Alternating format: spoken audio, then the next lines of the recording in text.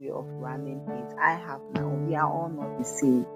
So try to shine, try to brighten the color in which you are by being yourself, not trying to copy someone blindly. Be you and do you. And if you are doing it, be passionate about it, do it well, be consistent about whatever you are doing and or whatever you set out to. And then most importantly, try to network. Network is very, very important. Try to network with. Welcome, friends, to the Entrepreneurs Space. I'm your host, Kofi Animedu. Each week, I host an amazing entrepreneur on their journey, successes, and challenges. It is my hope that we will learn from these experiences as we all work towards living a life of passion and purpose. I'm excited to host my guest, Rita Aku-Shika Diabah, CEO of Yesli Ice, producers of low on sugar ice cream and organic beverages located in the western region of Ghana. Yesli Ice in 2017 was adjudged winners of the SME Micro Light Industry Manufacturing Award, the Beverage Products category at the 2017 Vodafone SME Ghana Awards. In 2018, they were also adjudged the Company of the Future in the 2018 edition of the prestigious Ghana Club 100 Awards, organized by the Ghana Investment Promotion Center, GIPC. Welcome to the Entrepreneur Speaks, Aku-Shika. Thank you, Kofi. So we'd like to know a lot more about Yesli Ice. Can you please give us background of your company, what you do, and the story behind its setup? Okay. Yesli, to begin with, is a name of 4 children put together. That is Y coming from Aram, E from Enyunam, S from Esinam, and Li from Eliklim. Putting these names together, I always say, has formed a name or a meaning in a word called Yesuli. That is, Jesus is there. But in short, we decided to make it Yesli Ice. Now, the idea or the concept of coming out with Yesli Ice came up in 2014 when I have a neighbor who used to sell this ice cream to kids, and to me as a mother, I always say the sugar content was quite high, that I wasn't too comfortable that my child will consume that in the name of ice cream. So I thought of owning something, having something, coming up with something that I'll call my own, something that is healthy, something that is void of additives or chemicals. I started the research work and then a few consultations, and then came up with something that is truly low on sugar and I would say additive free, that is healthy for both young and old. A year after the introduction of the Yesli ice cream, which is made up of vanilla strawberry, vanilla banana, vanilla and chocolate, we came up with the natural beverages. With the natural beverages, that idea also came when we realized that the market is being flooded with so many carbonated drinks full of sugar, I would say sugar solution. But a lot of people are looking for healthy options, something that is naturally made, something that is chemical free, and also come to the realization that we have a lot of fresh fruits that at the end of the day, the post-harvest loss are so high, especially when it comes to pineapple. So we decided to use pineapple, prekese, ginger, the hibiscus leaves, which they normally refer to as sobulu or bisap, to produce this healthy natural beverages for consumption. And quite recently, that is 2020 February, we realized that there are yogurts out there, but not all that are healthy, not all that are without the additives still. And we know people who love ginger and at the same time love yogurt. So we decided to come up with something we call the Yesli ginger yogurt, which has very low sugar. And then we have another one which is zero sugar. So anybody at all can take it. And at the same time, we do it customized. If you want it customized for you, the way you want it, if you want us to add your pictures or what have you on our labeling, we do all that. So in a nutshell, that's all about Yesli Ice. Great. So, have you always desired to be an entrepreneur? Yes, yes, yes, yes. I've always desired to be an entrepreneur from infancy. And this desire started way back at the age of 6. I quite remember I went for a walk with my aunt who we were I knew we went for a walk, and then we passed by a banking hall whereby we saw a lot of people in the banking hall. Those days, it was commercial bank, and it wasn't a computerized system. It was something like you get there, they have to go and look for their huge ledgers, go through to be able to trace your name, and if your account has been credited before payment is done to you. They waste so much time. So you realize that you go to the bank in the morning around 9 a.m. As at 4 p.m., you are now coming back. And because you don't want to be crossed or someone to overtake you, all you have to do is you have to stay put whilst you are even hungry. So I told my auntie before they asked her, don't you think these people here are hungry? Because they were here before we passed and they are still here. We are coming back. She asked, do you want to give them food? And I was like, no. But when I got home, I told my mom, she's a teacher by profession, but was running a provision shop. So I was like, Mom, I think we can sell eggs to those people. And she was like, yeah, but you are so small. But I insisted anyway. And then she gave me the opportunity after school that I should go and sell. And going to sell, she made one of her apprentices helped me to go and set up, and then went back home. But that day sales, I would say I went back home with half of the money, half of the egg sold. I couldn't account for as a young girl, maybe changing the money, giving back change and all that was quite a challenge. So the following day, I didn't give up. I went back again. And this time around, I was able to identify someone in the banking hall who I thought was idle. It was recently that I got to know that that person was actually the operations manager. So I walked to him. I was like, can you please help me sell the egg? Those days, today too, they were hungry in there, but they are serving customers. So that opportunity, he made me to put the egg on the counter, and then I was peeling, and then people were paying to him. He was giving the change. So at the end of the day, he piled all the money and gave to me to send home. After that, as I've said, I've been selling egg from that age till after secondary school. I was still selling eggs to support my mom. And that desire of having my own business, being my own boss, doing my own thing has been there. And I think that affected what I did in secondary school through the university and after my first degree. So that's been it. Great. But before the setup of Yesli Ice as a major business as it is now, Yeah. did you try something close to the scale of the Yesli Ice? Yes, I tried so many things. I started with network marketing. I tried selling pepper, made powdered pepper in containers.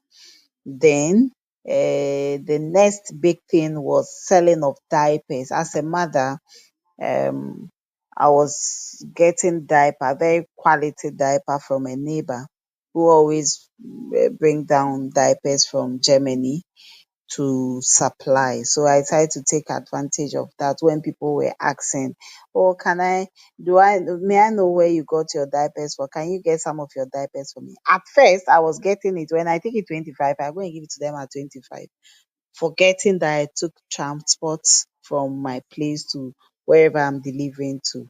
And I realized I was not making anything. So it got to a point I was like, no, I think it would be good I put at least a margin on it to take care of the transportation, the delivery cost, and all that, and at least something small for myself. So I started doing that. Then at a point, I started to add kids' clothing to the diapers, which I did for some time, but things didn't go too well as I was expecting.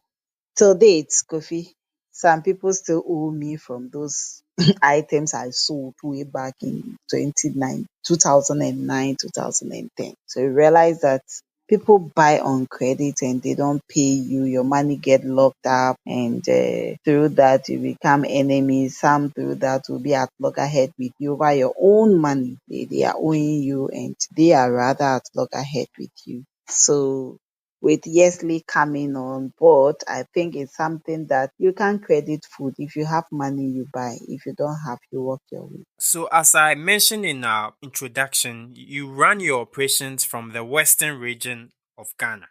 Yes. But from my research, I realized that you, in terms of distribution, you distribute throughout Ghana. Yes. Can you please share how you go about this? Do you have agents in the regions, or you have a delivery truck that does this delivery? How do you run these activities? Because I noticed that your focus is not only on the western region, Not but at you all. go beyond that region. Yes. Yes. Right now the world is a global village, and by kind courtesy social media, we people hear about us from all corners. As I speak to you, I do get requests from Nigeria and the rest. Now in Ghana, people see our advert, we do events, and through this events like weddings, naming ceremonies and co, people try to express interest. They are interested in our product. They want to sell. The product is fine. We've tasted it, is good. We want to be your agent here and there. So we've given the opportunity to some of these people who are ready to stock up the product and to market the product and be passionate about it. And in doing this, we don't have a van. We don't have a van.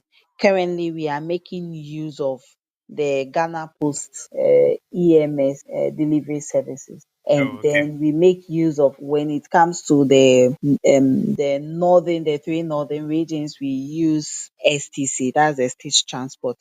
We have those coolers that can keep our ice cream for a minimum of 24 hours and a maximum of 32 hours without melting when it comes to the ice cream. And for the drinks, it can keep it for as long as 3 to 4 days without any problem. So those are the things we use. We use the coolers. As I speak to you, we've just delivered to Navrongo this morning through STC. STC left here yesterday around 9 a.m. and got to Navrongo around 8:30 a.m. And the person received his package in good condition. And for our listeners outside Ghana, Navrongo is in the northern part of Ghana. So, from what she's saying, she produces the product in the western part of Ghana, but she's still able to sell her products in the northern part of Ghana and so many other parts of the country. Is it difficult starting and maintaining a business here in Ghana? And what has been your challenges so far in business? Yes, as the saying goes, getting to the top is not the problem, but maintaining it at the top is the problem. I believe in starting small and building on it. I don't believe in just getting up and then putting up a huge factory and all that. I started small, started operating from the back of, that's my balcony, and gradually building on. It's been quite challenging when it comes to access to markets. Some of the shops that you would love to supply to gives you conditions that as a startup, you are not able to meet such demands they are giving. Some, like an ice cream company, they are asking you that you should provide them with freezers to be able to stock up. Some are asking you, if you bring the freezer, you should be able to pay electricity bill for them. Meanwhile, they are giving an electricity bill of 100 Ghana cedis, and you are not even able to, they are not even able to sell goods worth the 100 Ghana cedi electricity bill that you are going to pay them as electricity bill. And then when it comes to the regulatory bodies, it's quite frustrating. Unless you have that spirit of not giving up, the frustration is quite high. An example is where you go to the Food and Drug Authority to register your product as a wholesome product. At the end of the day, they know that they are supposed to give you A, B, C, D to go and run your analysis and bring back to them. But they would decide to give you C, E, F, G, leaving the A, leaving the B. You go and spend so much money to run that analysis. You get back to them and they were like, oh, you didn't run this analysis. You have to go back, cough another money to run those analysis. Once it's a package that once they give to you, you should have just gone straight and then do the necessary analysis and then bring back to them. That aspect is something that I think the government should seriously have a look at, because a lot of people out there have good products, great ideas, but the frustration made them to just crawl back into their shelves without coming up with this great product because of the fear of the frustration they will go through, or the necessary support that they need, they will not get. So at the end of the day, they just have to give up. So the frustration is there, but you should be someone who is ready to take the risk, who is ready to go through the storm no matter what. As a growing business, have you received external support from some organizations? And if you have, can you share some of these with us? What kind of support Yes, I've you got? received. I would say I've received a lot of support in terms of capacity building. By capacity building, can you be specific on what form it took? Yes, I've had a lot of training. I'm a registered member of the National Board for Small Skills and Industry. And, they build capacity by giving you training on how to manage your staff, how to record keeping on your business, both production, your accounts, your financials, how to put things in order, how to even through some of this capacity building, we're able to meet with the Reporting Initiative, where I met you, Kofi. It is through MBSSI's initiative that I was able to take part in that as well.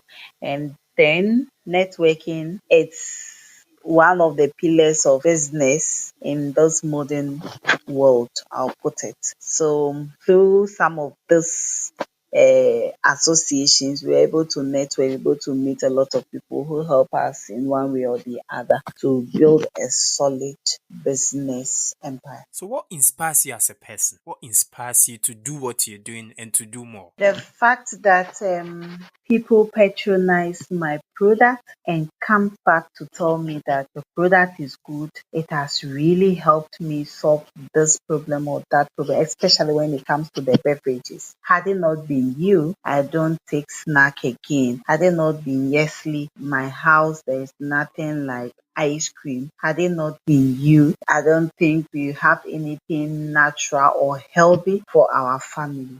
That alone is. We find ourselves in a very different phase of our lives. We are confronted with the coronavirus pandemic. And I want to find out from you, has this affected your business in any way? And if it has, how has it affected your business and the way you run your activities?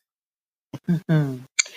With this pandemic, initially, it really affected us. It was a big blow initially because I would say right from January, we didn't really get orders that will even support our overheads. But surprisingly, the very day that the president ban social gatherings or events, that very week we had a pile of orders that we were supposed to deliver right from Monday to Sunday. But unfortunately, we started preparation towards these deliveries, and then Sunday around 5 p.m. we started receiving calls that we should put on hold some of this stop preparation towards the program. Meanwhile, we've gone ahead to prepare ice creams, drinks, and all that down for the services we were being requested to render from Monday to Saturday. As an ice, let me say an ice cream or uh, everything we do is iced. And here is a pandemic that is advocating that people shouldn't take cold things. People shouldn't eat things that are iced. They should go in for warm and stuff like that. So at the end of the day, patronage was zero. People were not patronizing our product at all. That we have to give out almost over 5,000 Ghana cedis worth of product, and some of our raw materials have gone bad because we couldn't use them within the stipulated time. So 2 weeks into the lockdown, just thought it wise that okay, if people are being prevented from taking or being advised not to take cool things and ice creams. We have beverages that are made up of ginger and they are immune boosters. So why don't we turn around and then make noise about it on social media and see how it will go? And by God's grace, we're able to start boosting our posts from that first week in April. And we realized that yes, truly people were interested in immune boosters. So they started placing their orders, which help us to be able to clear some of the beverages that we have and still clearing them. And I think in a way, it was good. We were able to think of the fact that we have to, at first, we were not even doing that. We were still sitting in our comfort zone. But with this pandemic, it has pushed us out of our comfort zone to do more, to come up with more innovative ideas that will help people in general to boost their immune system, to have their required vitamin C daily dose in our products. And so far, so good. So before we wrap up, I'm sure a lot of our listeners have this desire to start their own type of business. But in most cases, they are confronted with negative thoughts and also with fear.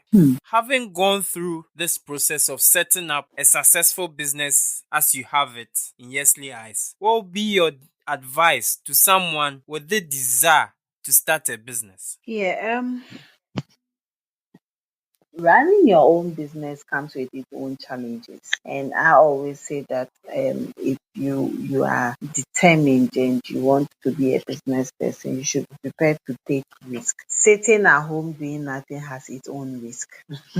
Going out to do something has its own risk, but you have to decide. If I go out and bring something in that I will not go hungry, that I'll be comfortable. Why don't take that risk and then bring something than to sitting at home, getting nothing at all, and then being starved and being not comfortable? You have to decide what to do. If you should move forward and be comfortable, or get stuck and not going anywhere or not getting any benefit. We are all unique in our own ways, and I always say that once you are passionate about something, once you have the idea, once you have the innovation in you, try to start small. Entrepreneurs, as I always believe in, you have to be innovative. Don't think about copying anybody. You have your own unique way of running things. I have my own. We are all not the same.